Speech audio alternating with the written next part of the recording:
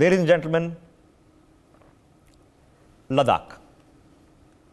For many of us watching the broadcast, Ladakh comes in mental memory for two things: exotic tourist destination or issues on the Indo-Tibet border with China.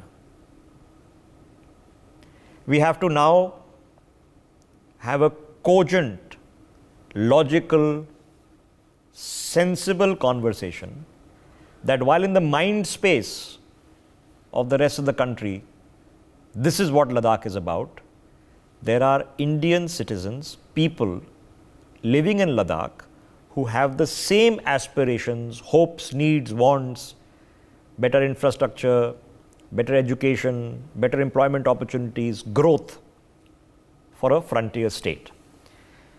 For too many decades, Ladakhis were playing second fiddle to the toxic politics of the Kashmir Valley.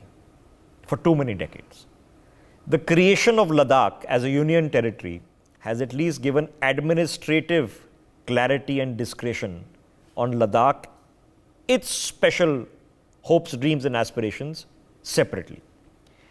Now, you know, a conversation is happening in this country, rightly should, perhaps after the Lok Sabha election cycle is over, of restoring the assembly in Jammu and Kashmir, which has been the commitment of the union government that they would do so.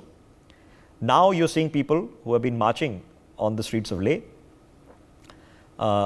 enforcing a shutdown, and they're asking for, amongst other things, 4 demands, of which one of them is statehood for Ladakh. Now, Ladakh, as you know, is a frontier state. We have granted in the past statehood, full statehood, Arunachal Pradesh, Sikkim. I think Arunachal happened in the late 80s, 87. Good governance records have come out from those states. So there are pros, cons, deliverables, but most importantly, let us understand what the feeling is, what the hopes are, and what the needs are, and then have this national conversation. Let us present the forum for the people of Ladakh, their representatives, their leaders, their senior figures, to come and at least put the case out into the national conversation. Joining us now on the broadcast is Sterling Lakruk.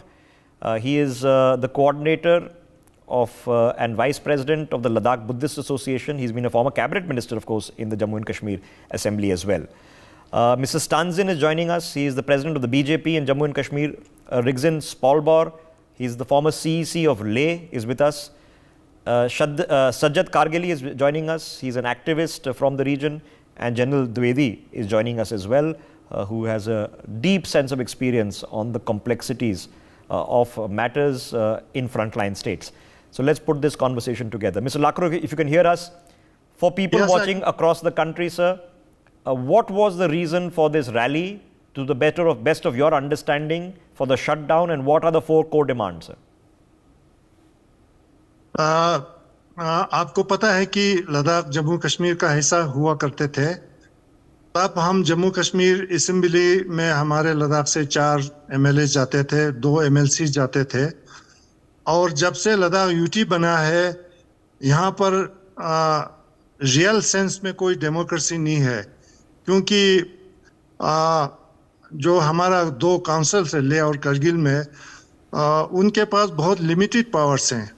तो इसलिए जब तक हमें legislative power ना हो लद्दाख में, हमारे elected representatives के पास, तो जो पहले जो हमारा से होता था वो बिल्कुल अभी नहीं है पूरे लद्दाख में। तो इसलिए हम स्टेटहुड की डिमांड कर रहे हैं। और जो पहले हमें 370 और 35A की तरफ से जो हमें प्रोटेक्शन मिलता था, जो सेफगार्ड्स थे, वो अब नहीं रहा, इसलिए हम 6 शेड्यूल की डिमांड करते हैं। तो मेनली हमारा ये 2 स्टेटहुड और 6 शेड्यूल का डिमांड का यही वजह है। ओके सर, आप हमें समझा सकते हैं, for people watching the broadcast, the 6th schedule provides for the administration of tribal areas. It is applicable currently in Assam, Meghalaya, Tripura and Mizoram to safeguard culture, traditions of tribals in those areas. Now, please help us understand, sir, how do you think and to whom will the matter of the 6th schedule, Mr. Lakruk, इसकी सहायता किसके लिए होगी? इसका application आप क्या चाहते हैं कि इसका इम्पैक्ट क्या हो ऑन द ग्राउंड, कि अगर एक राइट्स मिल गई फॉर प्रोटेक्शन ऑफ ट्राइबल्स, क्या प्रोटेक्ट कर रहे हैं हम? मेनली जो सिक्स शेड्यूल के जो प्रोविजंस है हमारे इंडियन कॉन्स्टिट्यूशन में, वो ट्राइबल पॉपुलेशन के लिए बना है।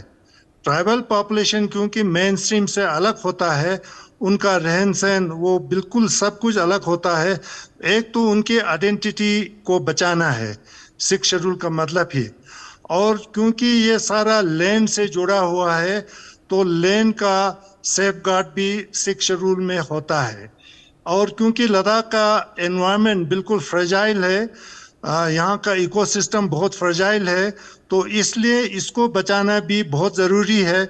इसलिए इन चीज़ों के लिए हम सिक्स शेड्यूल की डिमांड कर रहे हैं। Okay, all right. So you've heard principally there are two matters of concerns. Okay, number one is statehood to provide elected representation with more power and authority than the hill councils or the lay council currently has.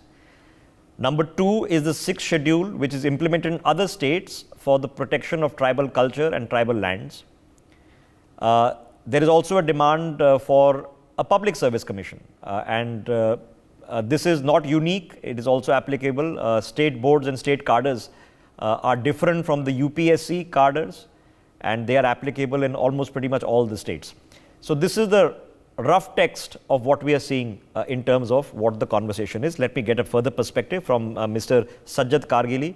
Sajjad ji, if you can hear us, can you help us now understand what is the aspiration, what is the demand, what are people hoping for to their own empowerment, sir? Thank you, Gulati ji. First of all, we must remember that India is a democracy. India is known for its democracy, its democratic structure, and the constitution we have. After the abrogation of Article 370, the Ladakhis they are united to demand statehood for Ladakh, just for the restoration of democracy and for the people's voice and people's representation and participation in the democratic structure. Secondly, you must be aware about the ethnic identities of Ladakh and also the geographical condition of Ladakh. We have more than 90% population who belongs to the who are tribal population. Ladakh is basically a tribal region. Therefore, we are demanding the tribal status for Ladakh under the sixth schedule, so that the sixth schedule can provide us job security, cultural protection and land protection. Currently, there is no accountability at all. We are under bureaucratic rule and LG from the center and some secretaries, they are, basically they are governing on us. And they are saying what is Ladakhi culture, there is no safeguard at all. There is no accountability at all. And the third demand is our Public Service Commission and for job security and job safeguards for the Ladakhis. Okay. It has been 4 years. There is not a single gazetted post, a local gazetted officer has been recruited by the UT administration. This is the biggest failure since the inception of the UT. Ladakhis are deprived from jobs, and there is no Public Service Commission. Three batches from Jammu and Kashmir Public Service Commission, they have already recruited in Jammu and Kashmir. Okay, point well made, sir. Yeah, point well made. Now, so help me understand, Mr. Kargili. Now, you have obviously, many of you have come together and you have put together a list. Obviously, an exercise has already happened. Otherwise, the list would not concur. You would be saying something else, and for example, Mr. Lakhrukh would be saying something else. So you obviously come together and you applied your mind on what your priorities are. What is the kind of engagement? I'm being told that efforts are on by the Home Ministry now to get a delegation to interact with you. What is the kind of engagement, both from the union government and the current UT administration, that you're hoping for, sir? Basically, the lay apex body and Kargil Democratic Alliance, they were being invited by the MHA, and they have formed a high-powered committee under the MOS Home, Nityanand Raiji. We went, we have, we discussed last time, but They have again scheduled the next meeting. We hope that they will fulfill our demands. And the problem is that the government is not clear whether they are giving us any, fulfilling any of our demand or not. Okay. That is the reason people are very much skeptical. Okay, all right. So you require some clarity, perhaps ideally a timeline on how these matters will be addressed. Everything, of course, can't be done overnight, but it's a reasonable conversation. And as a country, we have to be able to have reasonable conversations on things that make logical sense. Yes, there is a high intensity of a political climate in the country right now. Let's not ignore it. But of course, let's not kid ourselves that there are larger issues that need to be dealt on the larger arc of history as well. Now, let me get Mr. Spalbar into this conversation. Rigzinji, if you can hear me, help us also understand. So what do you see as the primary issue here, and how do we engage in a conversation to set timelines, to set what is possible, what is not possible, sir? Okay, as far as the demands are concerned, these are very clear from the very beginning, and the central government is already seized of the matter.